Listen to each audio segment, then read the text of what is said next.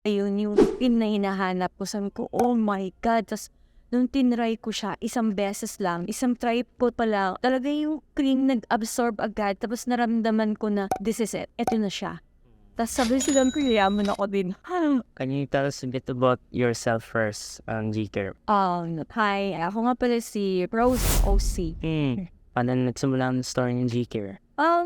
Simula nung pumunta ako sa Arizona, nahihirapan akong maghanap ng skincare na hiyang sa akin, kahit anong skincare mamahalin, or nagkakatigyawat ako. Siguro sa climate, kaya ako nagkatigyawat. Tapos hanggang sa may narinig ako nagsabi yung Korean skincare daw maganda.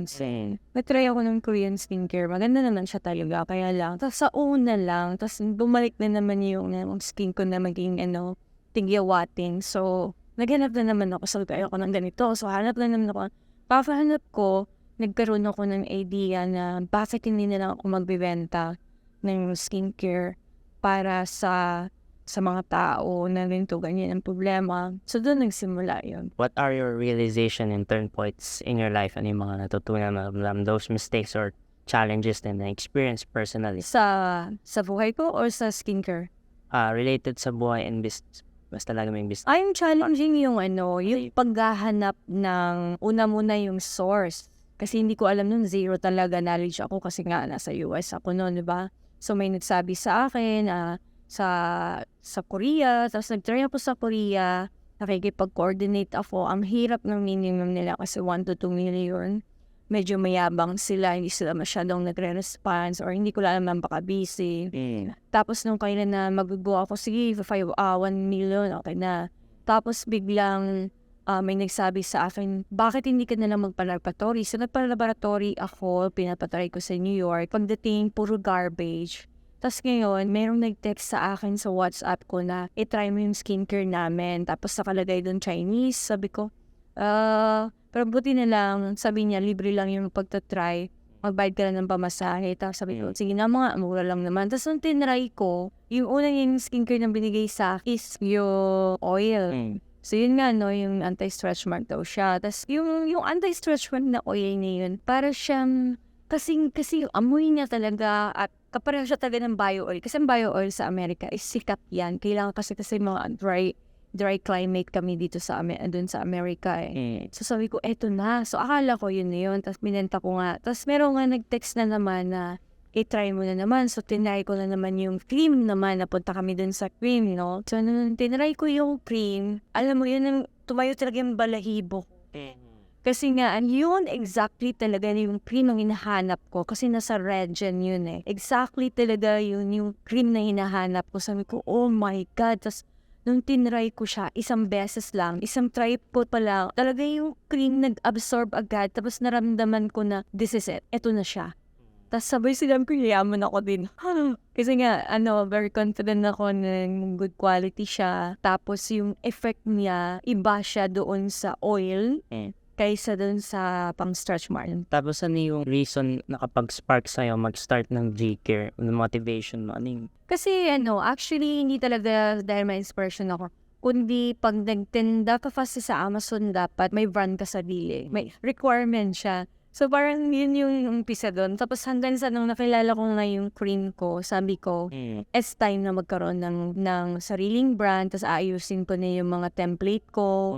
Tapos nag-hire na ako ng mga expert paano maging maganda ang social media. Doon din nag-start. Tapos, ano naman yung may mga pagkupul sa market? Ano yung gap na sinusolve mo or fill in mo na parang wala sa market tapos ikaw lang makakapag-offer? Actually, para-parehas ginagaya ko lang sila. Nag-inspire ka lang. Nag-inspire na ako, ginagaya ko lang talaga sila. Tapos, ano yung mission mo behind yung pag-create ng G-Care? Ano yung vision mo? Yung nakikita mo sa future ng G-Care sa'yo? Ang vision ko na confident ako na balang araw makikilala din ng G-Care dahil dun sa stretch mark cream. Kasi alam ko na ako lang meron dyan sa Pilipinas tsaka sa ibang bansa na ako lang yung merong ganong kaganda ka-effect. So, ganun ka 100% ang confident ko na balang araw makikilala din ang G-Care brand dahil dun sa cream na stretch mark.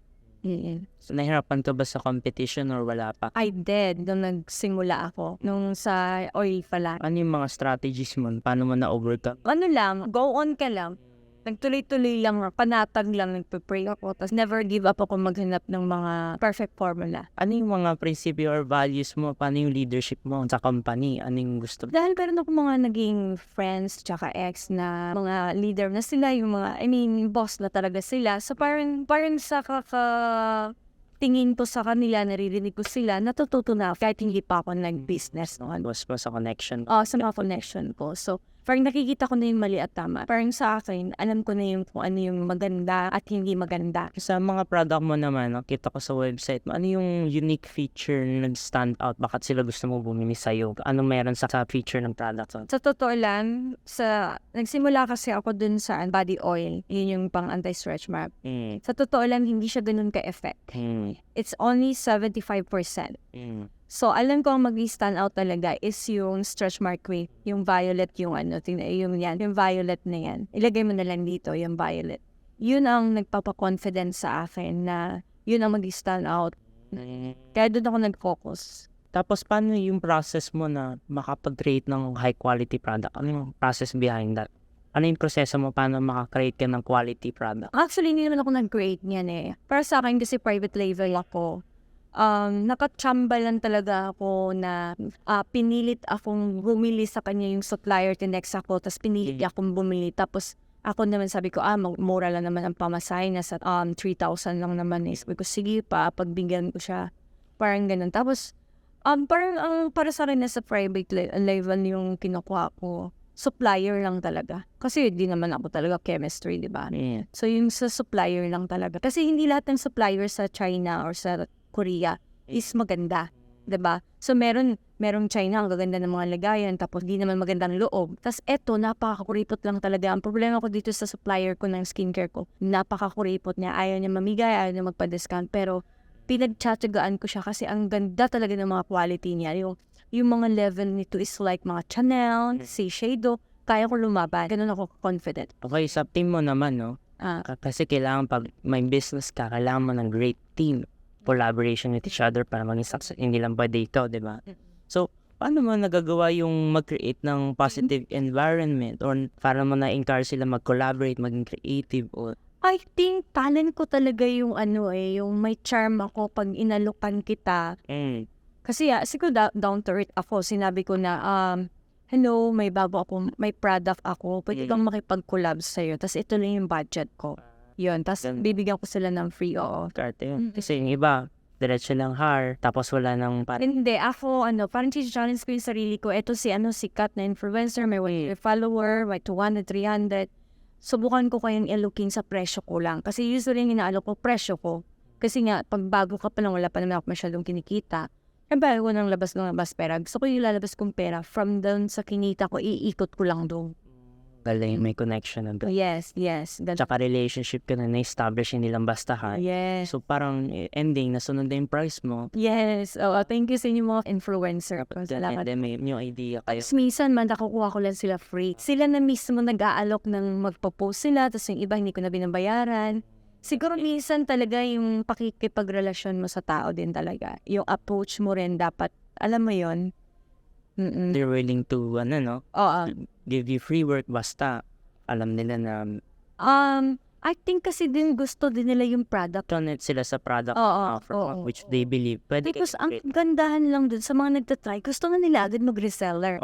dating employee, pwede naman i-distribute. Sila yung nag-i-initiative. Sila na yung nag-initiative, sila na yung tutulong, sila na yung naggaganon. O diba, ang free lahat. So, yun ang masasabi kong swerte ako. Pero, syempre, pag balang araw naman, kung sumikat, kung nandun ako dun sa point na kilala na, syempre sila yung unang babalikan. Ngayon, small business ka na. Share mo naman yung mga nakamit mo na ng small milestone achievements sa Gcare sa ngayon.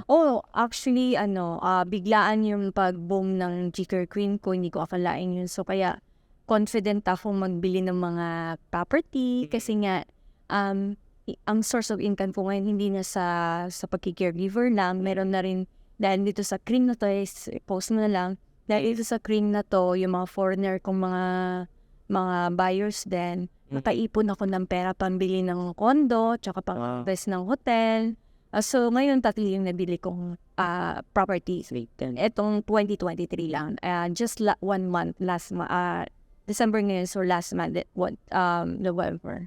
At saka ano naman yung sinasabi ng customer mo when it comes to their feedback, success story? Okay, ganito yan. Yung sa mga foreigner, nag-work kasi ako. Pati yung mga, yung mga co-worker ko, kilala na nila ako nagbebenta. At minsan nga, pumunta ako dun sa, sa dining table, may mga waiters doon, no? So, foreigner siya, sabi niya sa akin, Tagalogin ko na lang kasi foreigner yun. Sabi niya sa akin, sa Tagalog pa, hey Rose, pa-order ako ng na violet shampoo mo. Diba sinabi mo may violet shampoo ka? Gusto ko i-try yun kasi blonde ang hair ko. Sabi niya, kasi I'm sure mga product mo good quality. Alam mo yun?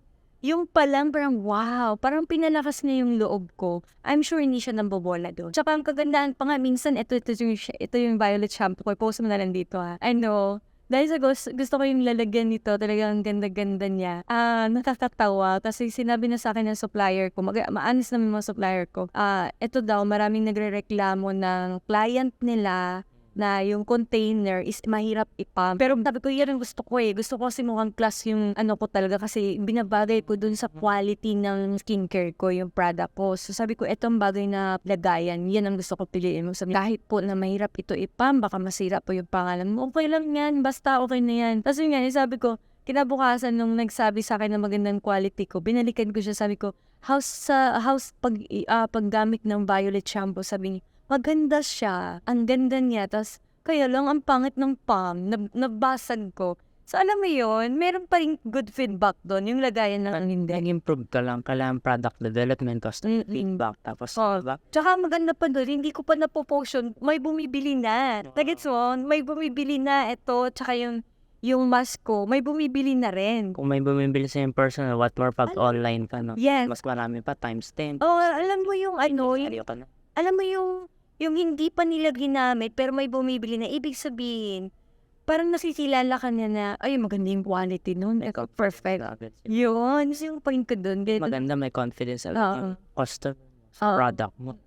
Kesa yung ima-market mo, papipilitin mo. Yun, sila na yung malapit. Oo nga. Ibig sabihin, talagang maganda yung product mo. Konting development na lang. Oo. Kasi hindi ko pa ma-afford yung mga lagayan. Kasi minsan yung mga lagayan, mas mahal pa sa product. Sa skincare dun sa laman. So, kailangan kasi bulky order talaga. So, alam mo naman, pag sinabing bulky order, multi-millions ang halaga. So, alam mo kasi, wala namang problema dun sa millions ang puhunan kung kilala ka na. Kung marami ka ng mga consumer, siyempre, alam mo na nga, bago pa nga lang tayo, nagsisimula pa lang. Diba? Tsaka, may mga future plans for GCare like business expansion, may mga upcoming projects or mga initiatives ka ba? Like, ano yung plano mo sa GCare as of now? Ang plano ko talaga sa GCare, una talaga, ang gusto ko muna mangyayari sa mga tao, yung makilala talaga ako na maganda yung quality ko.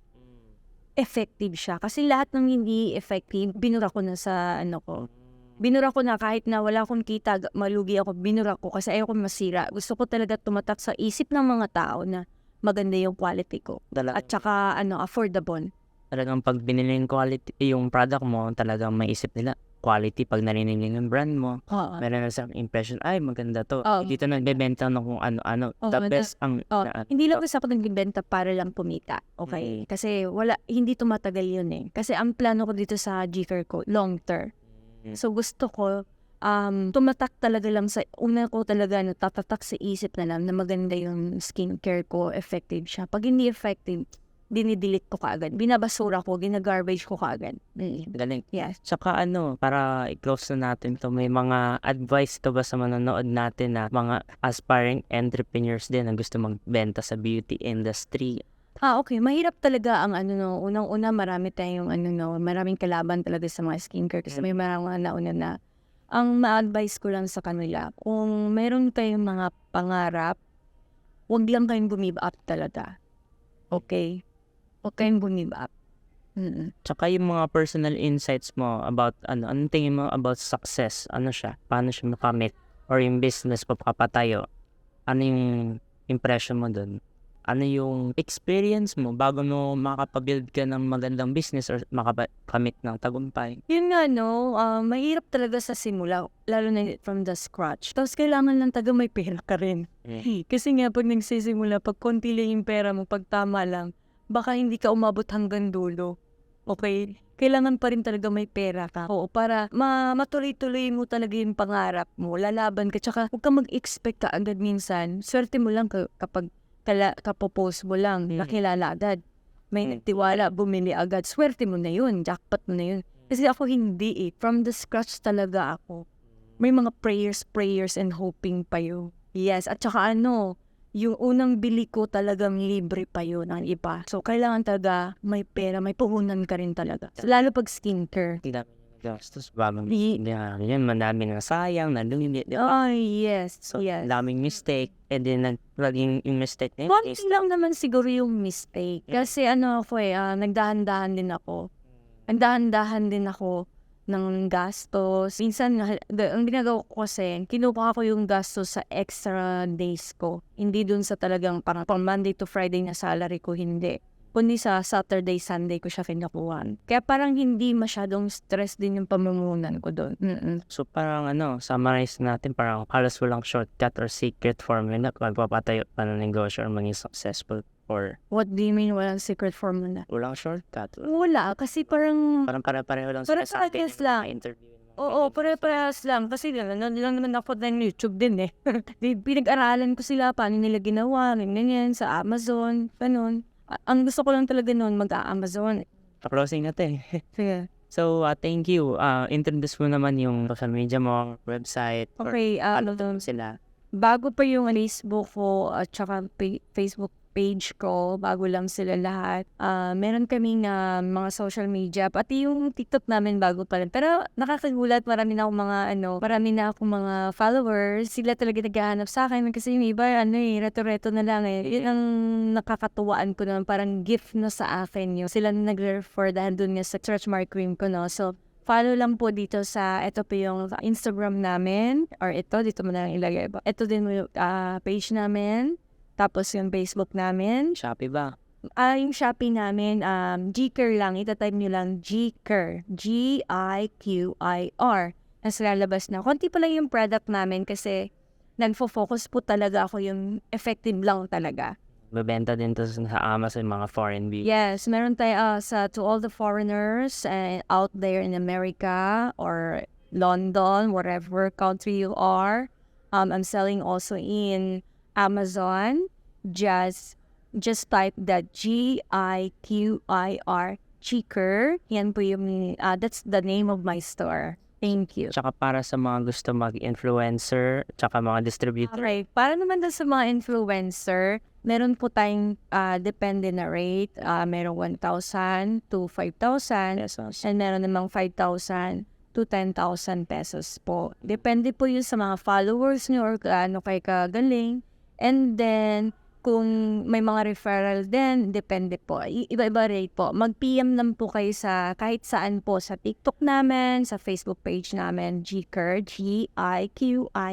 Okay, that's the end of our video. Thank you, Miss CEO. Really?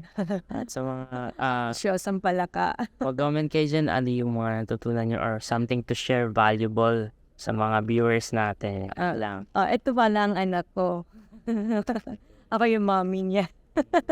Vlogger kasi to. Yun lang. Idol ko to. Mas marami pang kita sa akin to. May agency na to.